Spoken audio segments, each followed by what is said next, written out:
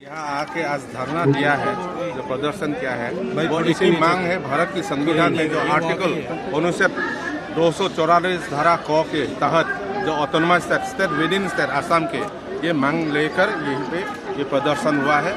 और मेरा उम्मीद है और मेरी तरफ सांसद होने के नाते मेरी तरफ से भी मैं इसका पहले जो सेशन हुआ था उसी में मैं अंडर रूल 377 के तहत मैंने लिखित रूप से दिया है, उसका जवाब भी मिला है।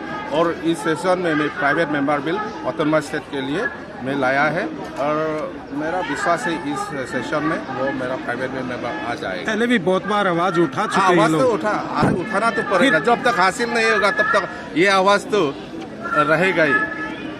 जी थैंक यू। आप क्या बोलेगा? अभी इंडिया में भी बीजेपी है, स्टेट में बीजेपी है, दोनों काउंसिल में बीजेपी है। हाँ हाँ और आप लोग का एक मैनिफेस्टो में था आर्टिकल 244A। हाँ हाँ। तो अभी रूलिंग में आप एमपी भी है वहाँ का, तो कितना तक हो सकता है कि ये कब तक होगा?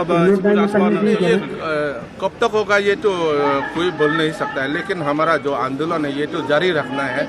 और इस आंदोलन में मैं भी एक हूँ और इसी मांग को लेकर मैं भी संसद सदन में मेरा जो कर्तव्य है मैं पूरा करके जा रहा हूँ और करते रहेंगे।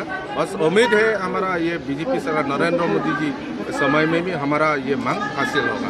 Thank you. हम यही आशा कर सकते हैं कि इस बार जो है शायद ये जो ऑटोनोमस डिस्ट्रिक्ट मांग रहे हैं, ऑटोनोमस स्टेट जो मांगा जा रहा है वो फुलफिल हो सकता है। क्योंकि उन लोगों की तरफ से ये भी कहा जा रहा है कि पहले भी जो थे हमारे एमपी टीपू से और काबिया जो डिमा हसन से वो भी पार्लियामेंट में जाके कुछ भी नहीं कहते थे। तो इस बार क्या हम ये सोच सकते हैं कि हम तो बोलते आ रहा है, हम जब पहले बार सांसद बन के आया तो मेरा पहला भाषण बस ऑटोनोमस स्टेट का ही है। और 2020 में जो क्वेश्चन की तहत से मैं पूछ के जा रहा है और अभी भी प्राइवेट मेंबर बिल अभी मैं कोशिश कर रहा है।